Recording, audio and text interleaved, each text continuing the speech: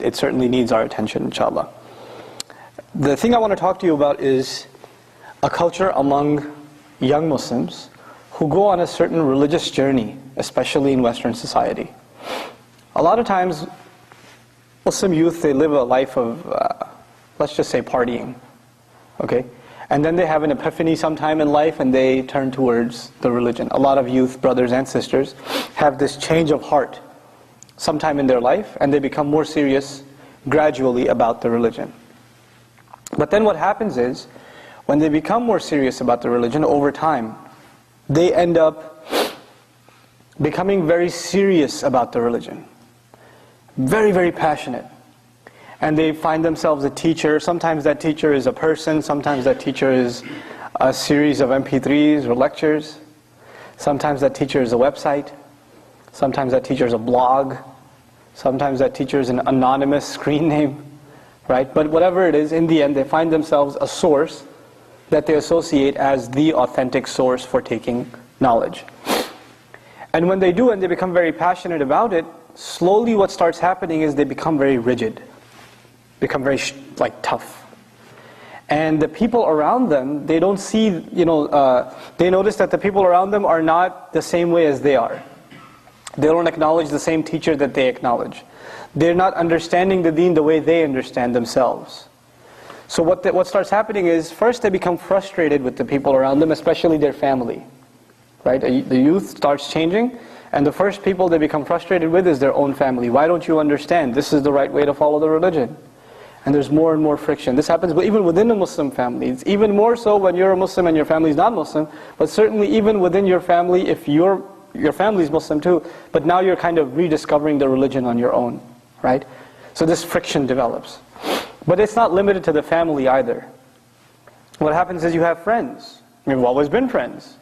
But those friends didn't take this religious journey that you did. Or if they did, they didn't take the same journey that you did. Their understanding is a little different. Or they're not as rigid about certain things as you are. They're not as tough about it as you are. And it becomes harder and harder for you to tolerate that. So you start questioning them a lot more. And you come into contact with people that don't see things the way you do. And you make it a point to let them know that they're wrong. That you're right. That this is the way they should do things. There's no other way of doing things, etc. This attitude develops, especially among youth. And there are many reasons for this attitude. There are many reasons for this attitude. The youth himself or herself thinks they're doing what's called amr bil ma'ruf and what? Nahi anil munkar. They think they're commanding the good, forbidding the evil. After all, they're telling the brother, the sister, they're telling her a hadith, they're telling him an ayah. They're doing a good thing. This is something they should be doing. This is what's going on in their head. What they don't realize, however, is there's something more going on. There's something else going on. Before you become religious, maybe you're the center of attention among your crew. You're a thug, you're a gangster, you're whatever, right? You're the center of attention. When you turn to the religion, you no longer have that. But you need something still. There's an urge inside you to want to show your domination over others. There's an urge inside you, I want to show people that I am in some way, shape or form superior. And in this devious way, sometimes without the person even realizing it, most of the time they're telling people their religious opinion in a show of expressing their superiority. They want to make sure the other person feels like they don't really know the religion. I know the religion. Let me tell you how it's supposed to be. Let me teach you the ayah. Let me teach you the hadith. Don't you know it's this way or that way or the other way? So the religion itself becomes a means by which you promote your own ego. It's ironic because the religion was revealed so we humble ourselves. The deen came so we humble ourselves. And now we're using that very deen to express our arrogance. And this is not just something that happens among the youth, by the way. This happens among elders too. Iblis, on what occasion did he refuse Allah Azza wa Jal? He refused to make sajda, right? What job was Adam alayhi salam going to get? What high salary was Adam alayhi salam going to receive? What promotion was Adam alayhi salam getting that Iblis said, no, I'm more qualified for that job? What was the job? Allah Azza wa Jalla created the human being for what purpose? Worship. Right? And Adam alayhi salam, إِنِّي جَاعِلٌ فِي الْأَرْضِ خَلِيفَةً. He was going to be placed where? on the earth. And what was his responsibility? Service to Allah. It's a religious title. In other words, I'm putting it in simple terms. Adam alayhi salam was given a religious honor, not a worldly honor. He wasn't given a high salary, a big house, all of that. None of that stuff. He was just given a religious honor. So if you think about it, it's kind of weird. Iblis was jealous of Adam alayhi salam over a religious honor. His ego manifested because he thought he was more qualified to serve Allah's deen than Adam alayhi salam. I'm more qualified in this religious capacity. And you know, this arrogance manifests itself when somebody says, I should be the president of the masjid. I'm the right MSA president. Why did they pick him? Why did they pick her for this task? Why didn't they pick me? This is a religious task. You're not going to get it. You don't get money when you become MSA president. You don't get any, you don't get a new car when you run the masjid. But yet you see across this country, people fighting tooth and nail over what? Religious titles. Who's in charge of the masjid? Whose opinion should be heard? Why? This is a disease that started where? It's pretty old. That virus started with Iblis. Right? He's also vying for religious authority. And this is a disease. It's at the heart of it, it is a disease. And one has to identify that disease if it exists inside themselves. You know, when the attitude seeps inside you, thank God for me, because if it wasn't for me, I don't know, these people would have been so deviant. At least I'm here to set them straight. If that's your attitude, you've got a serious problem. You really have a serious problem. Because now you think the deen depends on who? On yourself. The deen doesn't need us. We need Allah's deen, but Allah's deen is in no need of us. Right? Wallahu ghaniyyun hamid. Allah is free of need. He doesn't need us. We have to humble ourselves. And this ego, again, you know, I'm talking about it in a religious context, but in another context, it even happens inside the family. If I die, who's going to take care of my family? Who's going to pay the bills? If I don't do it, who's going to do it? That thought comes in your mind, right? But you know, our time of death is written. Whether you think you need to save this much money or that much money, or you need to get that promotion, or you know, whatever you need to do, you think what you need to do. But if Allah decides, I'm gone tonight. If it's written, it's written. And you know what? After I go, my kids, my wife, my husband, whoever, Allah has already taken care of them. I should never have thought I was the one taking care of them to begin with. I wasn't the one taking care of them. Allah was. He had been all along. I was deluding myself into thinking it depended on me. Nothing depends on me. Nothing depends on me. I am not the source of any good. Allah is the source of all good.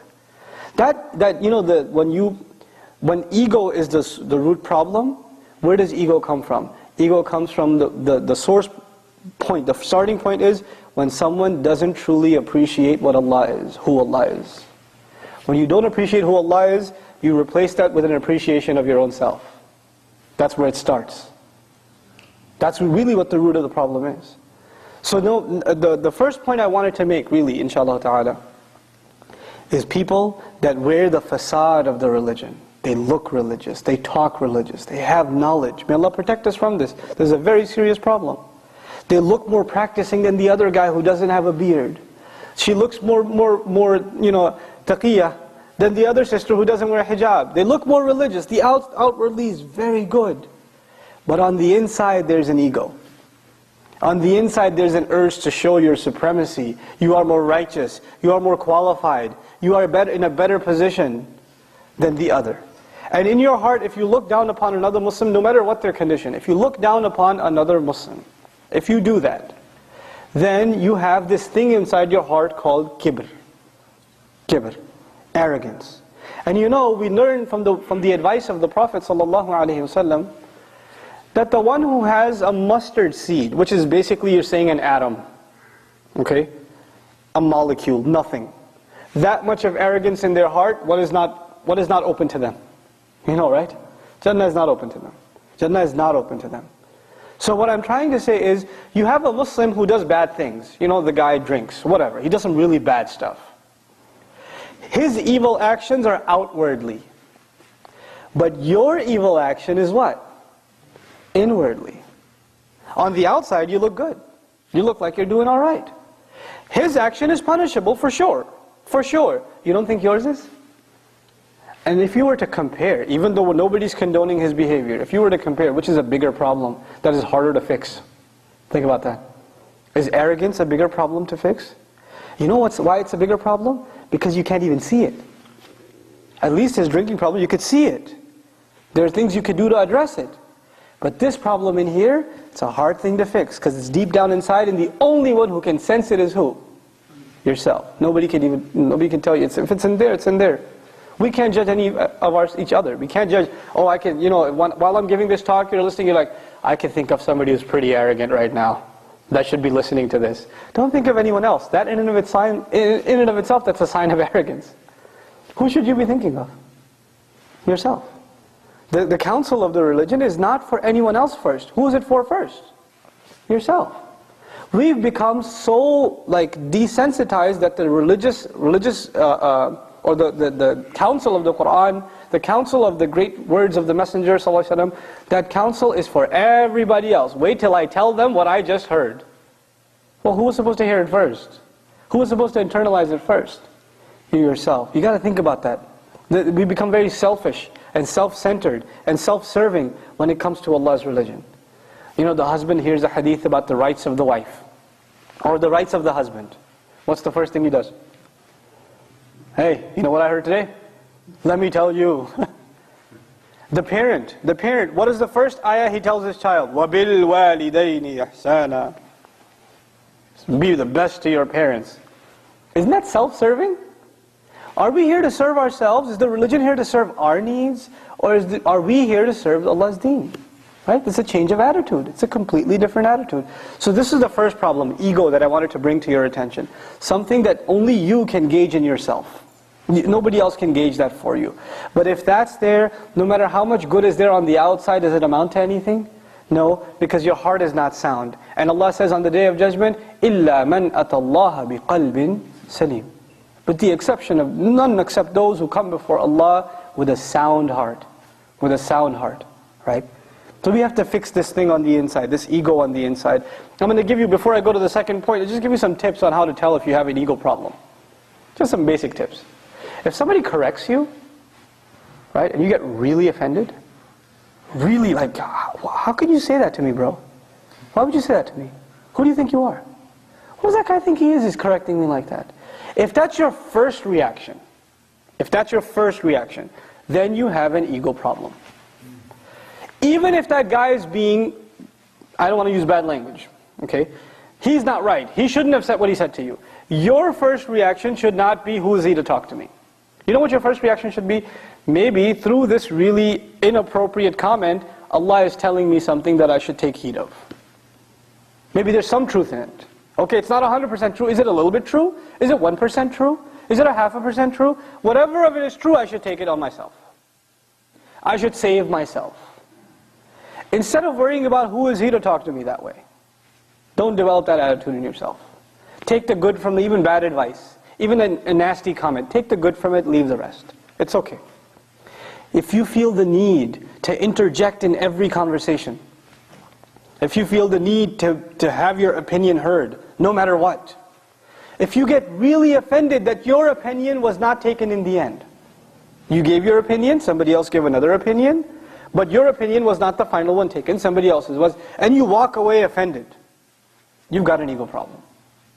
Especially in matters of religion. The MSA, the masjid, some people get together, they take some shura. What should we do?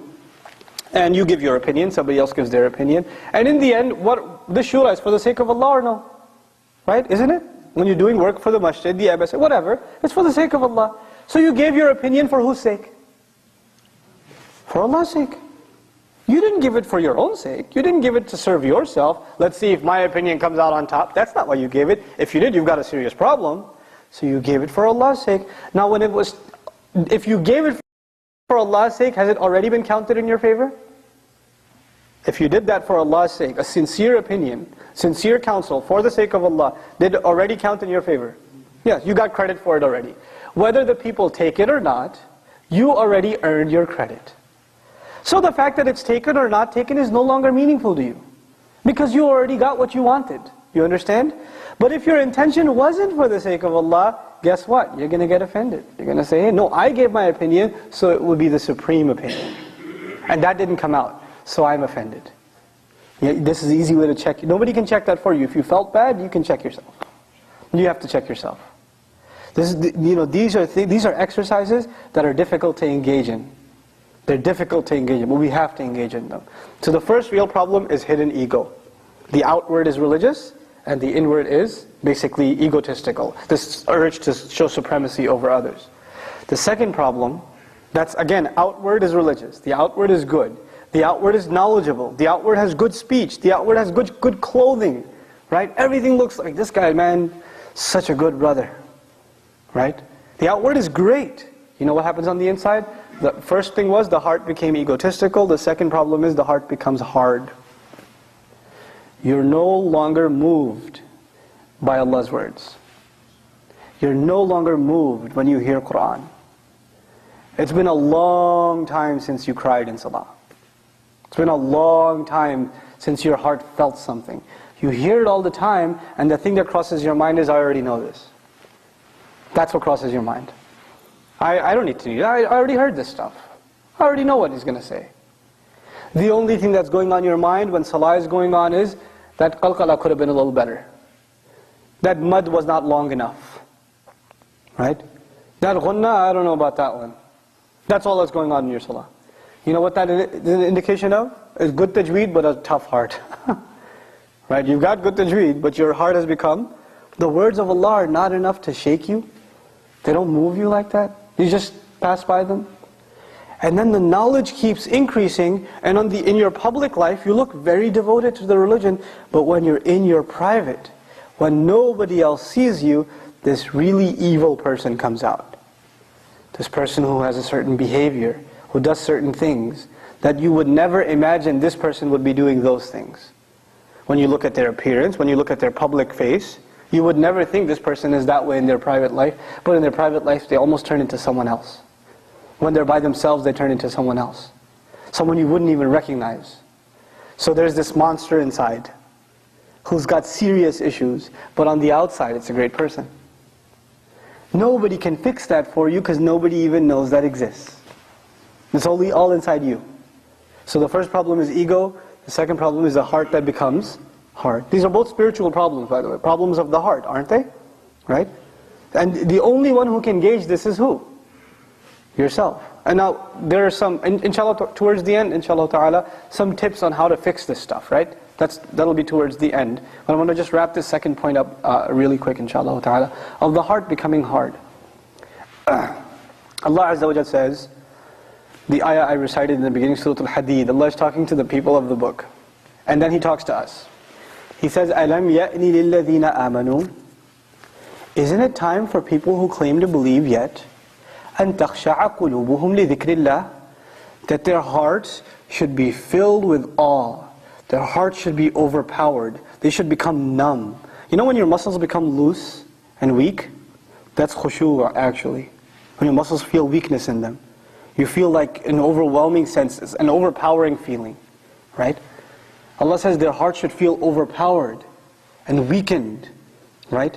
By the fear of Allah. By the remembrance of Allah. Isn't it time yet for believers that their hearts should feel like that because of remembering Allah? وَمَا نَزَلَ مِنَ الْحَقِّ.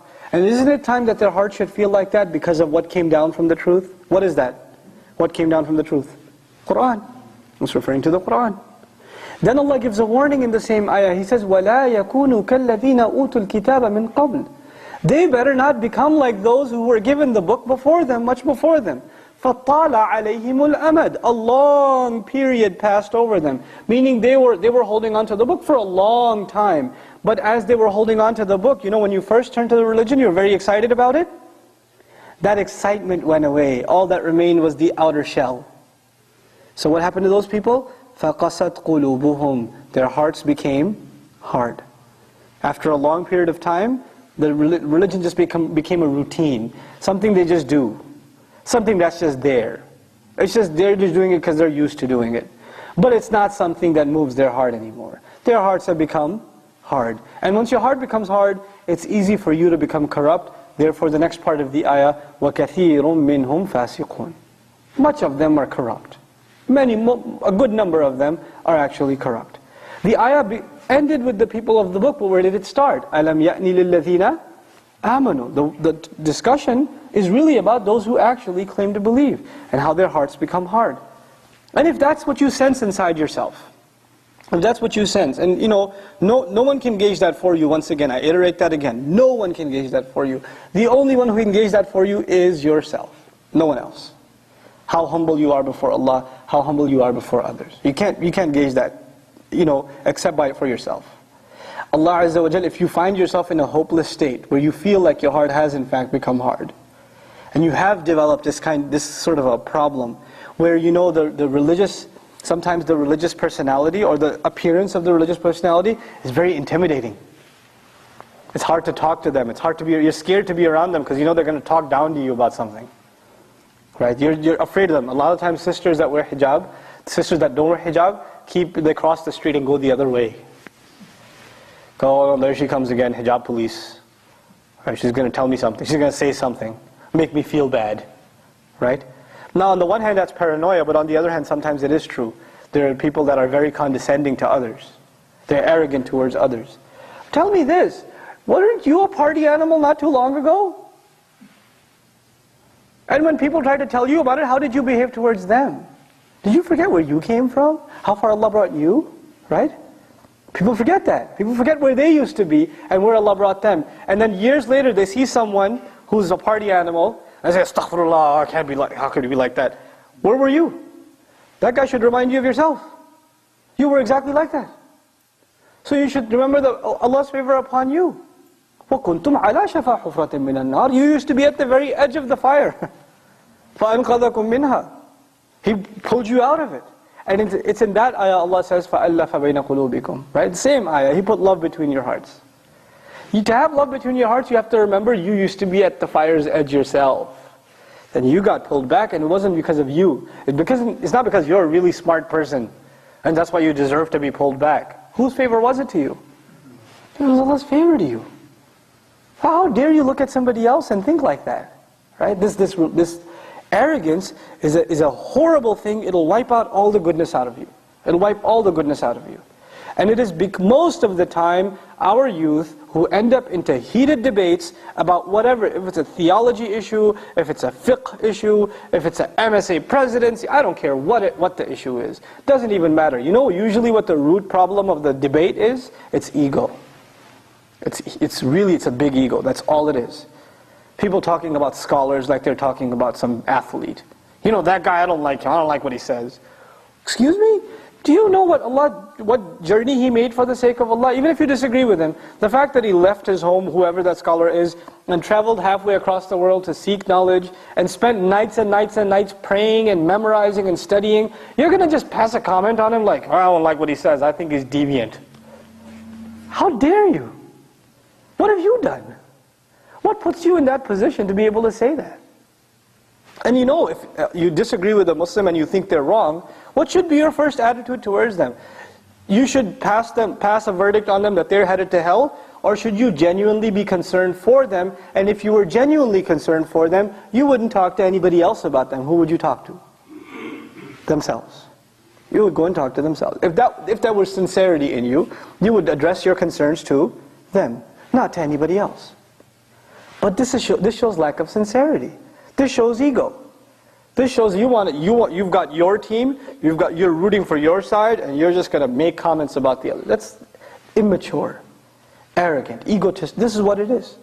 Now, if that's the state we've reached, now we're coming to a little bit of the remedies. First of all, the first remedy is hope itself. Hope isn't lost. Allah Azza wa Jal in the next ayah, so beautiful, man, subhanallah. He says, "I'lamu, you had better know, أن الله يحيي الأرض بعد موتها." Allah gives, no doubt that Allah gives life to the earth after it had died. Allah was talking about the hearts in the previous ayah. What's He talking about now? Giving life to the earth. Allah is telling you, if Allah can bring life out of the dead earth, He can give life to your heart again. Your heart can become soft again. It's not beyond hope.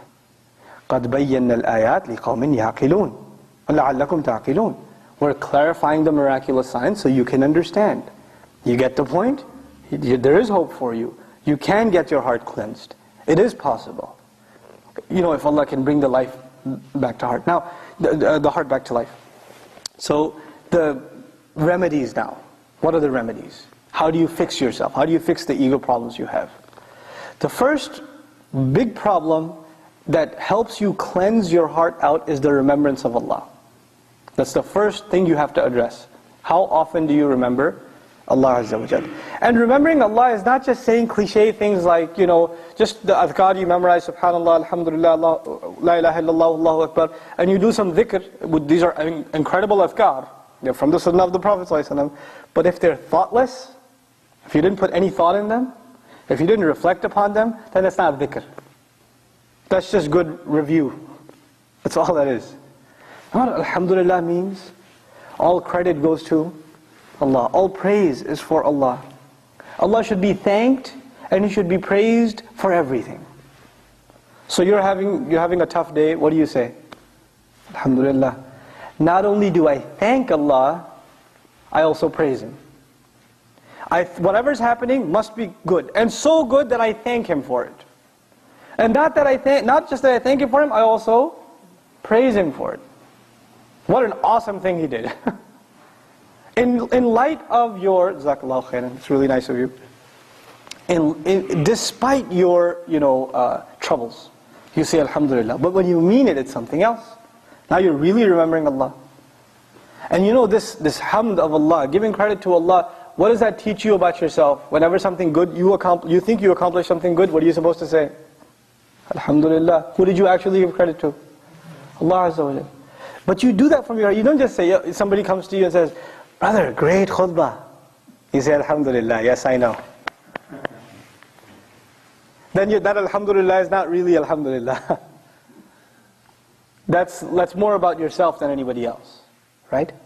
You have to learn to be uncomfortable with praise. You should be uncomfortable with praise. You should be quick to give credit immediately to Allah. And at the same time to put yourself down. You don't know, brother, you don't know. I don't think you should say that. You don't know what I'm really like. Allah knows. Just make dua for me, that's it. I don't need your praise, I need your dua. I don't need you to thank me. Sister, I don't need you to tell me, the other sister says, you're such a good sister. No, I don't need to hear that from you. That doesn't help me. That actually hurts me. Because when somebody tells me how good I am, what does that boost? My ego. Right? And that's the biggest problem you can ever have. So nobody's doing anyone a favor by praising them. And one last thing to add to this about humility. When somebody comes and talks real nasty to you, right? And they're condescending to you, it's a good way to put your ego down. So they may have even done you a favor. That may have been, they think they've won over you, but maybe that's a message from Allah, maybe that's a gift from Allah, to give you the gift of humility. Maybe that's what it is. That's what Ibn Taymiyyah rahimahullah used to say. When someone offends me, I think it's a gift from Allah that He's teaching me humility. SubhanAllah. It's a different attitude.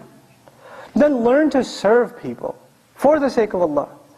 Give to a lot of times people get burnt out. And this is the last thing I want to say about religious folks, right? Especially youth.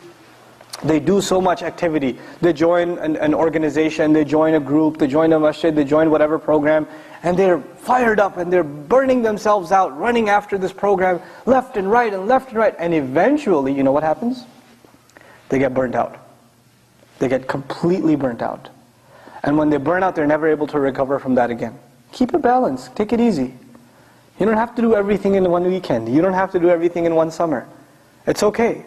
You can keep it gradual. Keep up with it, inshallah ta'ala. But when you do things for the sake of Allah, and you get frustrated that you're not seeing results, like this talk. I was invited, and I said, okay, I'll come, Sunday night, no problem. Why not come Saturday night? Nobody's going to be here. You know what my first reaction was? So? I'm not coming here for you. Why am I coming here? There's a bigger reason. You're not paying me, who's paying me? Right? So if there's one person here, or 100 people here, or no one here, did I already get my credit if I had the right intention? I did, if I had the right intention. Why did you come here? If you came here because your friends are coming, because you got nagged into coming, because your ride isn't leaving so you're stuck here, then you got nothing. But if you were here, say, what your intention was, I'm going to remember Allah tonight. I'm going to come closer to Allah tonight. Even the wait, when there was nothing going on here, even did that count in your favor? Change of attitude, change of intention, right? It'll help you so much in life. Because when you do things, you'll pass out the flyers, and you will invite people, and nobody will show up, and you'll say, oh, people don't listen. You won't be frustrated. You know why? Why were you passing out the flyers? Why were you sending the invitations? Where did you put the expectations with? Your job is the effort, his job is the results. You're not in charge of the results. When you internalize that, life becomes so much easier. And you become more satisfied with yourself. You don't become frustrated. No, there were only a few people there. There could have been more. Yes, there could have been more. But that's in the hands of Allah. Did I do my part? Did I make enough effort? That's the only question to ask. And were my efforts seriously for the sake of Allah? That's the question to ask. These things I bring up because intentions are not something you make once. There was one time in your life you made the intention, you're going to serve Allah's religion. You're going to become a better Muslim. You made that intention. But that intention can get rusty. So you got to keep going back. You got to keep fixing it. And you know everybody else thinks your intention is strong because they only see what? The outside. What don't they see? The inside. And because they see the outside, they tell you, you're pretty good, man. And you start believing them too. So you're only making the problem worse for yourself. The first remedy was remembering Allah. The second remedy, find better company. Find company of people that are better than yourself. The third remedy, important remedy, learn to keep your mouth shut. Learn to keep your mouth shut. If you see something really bad, find a humble way of giving advice to a Muslim. Think, are the words I'm going to say to them, are they going to make them even more, averse to the religion? Or should I find some loving, soft way of slowly pulling them back without compromising the principles? But can I bring them closer to the deen? Maybe change their company, maybe change of scenery, maybe if they heard a little bit of advice. You don't want to change their behavior first. You want to change what first? Their heart. Once their heart changes, behavior will change automatically. Most of the time we go after people's what? We go after their behavior. You can't change people's behavior. You can only remind them and hope that Allah changes their hearts. Right? Your job is to remind. فَذَكِّرْ. The messenger sees people doing shirk, people doing kufr, and Allah is telling him year after year after year, فَذَكِّرْ إِن نَفَعَتِ الذِّكْرَى فَذَكِّرْ إِن نَفَعَتِ الذِّكْرَى. Remind them, reminder will have benefit. The man sallallahu alayhi wasallam is doing da'wah to the same bunch of really bad people for 10 years, and Allah keeps telling him, remind, it's going to have benefit. Remind, it's going to have benefit. You remind someone, it doesn't have benefit, you know what you say? I reminded him, they didn't listen. That guy's not going to benefit from a reminder. Look at the seerah of the messenger. How often does he remind sallallahu alayhi wasallam? And Allah keeps telling him, you may not see the benefit. You may not see the benefit, but is there still benefit? There is. And who's the first person who benefits from sincere reminder? The one who gives the reminder. Who is it benefiting first? You yourself. Because you are accepting that the words are coming from you, but the effect will come from where? From Allah Azza wa Jal. And if your words didn't have any effect, then maybe there was something wrong with who? You. Your first reaction shouldn't be there's something wrong with him. He didn't listen to me. That's not your first reaction. You know the Messenger ﷺ, and this is the last comment I'll make, when he gave when he gave da'wah to the people and they didn't accept, one of the thoughts that crept into the Messenger's mind was, maybe I'm not doing my job right. Maybe I could have said it better. And Allah Azza wa Jal reminds him, no, you're doing your job right. You're doing what you're supposed to do. You just keep warning, you just keep reminding. Don't worry about the results, just keep doing what you're supposed to do. Do what you're supposed to do. Along these lines, the last ayat that came to mind, I should share it with you because it's important in this issue, inshallah ta'ala. 2 ayat, one from Shura, one from Surah Shura, Surah number 42, and another ayah in which the Messenger is given advice in Surah Al-Imran. So 2 ayat. In Surah Shura, وَمَا تَفَرَّقُوا إِلَّا مِن بَعْدِ مَا جَاءَهُمُ الْعِلْمُ بَغْيًا بَيْنَهُمْ. They didn't disagree with each other until after knowledge came. They didn't disagree with each other until after knowledge came. So who's disagreeing now? Knowledgeable people. Knowledgeable in what? Knowledgeable in what? Science, physics, chemistry, biology. What are they knowledgeable in? The religion. Knowledgeable in the book. Knowledgeable in the sunnah. And what are they doing after that knowledge? Falling into disagreement. Why? Allah gives the reason too. بَغْيًا بَيْنَهُمْ, out of an urge to dominate over each other. They had this urge, they want to feel superior, and what's their weapon by which they feel superior? Knowledge of the religion. They turn that into a means by which they can inflate their ego. SubhanAllah. What a horrible crime. And it's that ayah where Allah Azza wa Jal, by the end, He says, وَلَوْلَا كَلِمَةٌ سَبَقَتْ مِنْ رَبِّكَ إِلَىٰ أَجَلٍ مُسَمَّى لَقُضِيَ بَيْنَهُمْ. Had it not been that a time had been appointed for them from ahead of time, meaning had it not been that Allah had already decided when they will be punished, their matter would have been dealt with immediately. They would have been punished right away. This is a high crime. This is a high crime that they're doing, using the weapon to disagree, the knowledge as a weapon to disagree with each other, not for any other sincere reason except ego. A horrible, may Allah protect us from that crime. Especially our youth, man, youth culture in this country. You're playing ball, somebody blocks your shot, what happens? The next play, you better avenge and revive your dignity because the tribe will look down upon you, right? There's this culture, how dare you against me? It's not just a sport, it's a test of ego, right? Somebody cuts you off on the road, what gets enraged?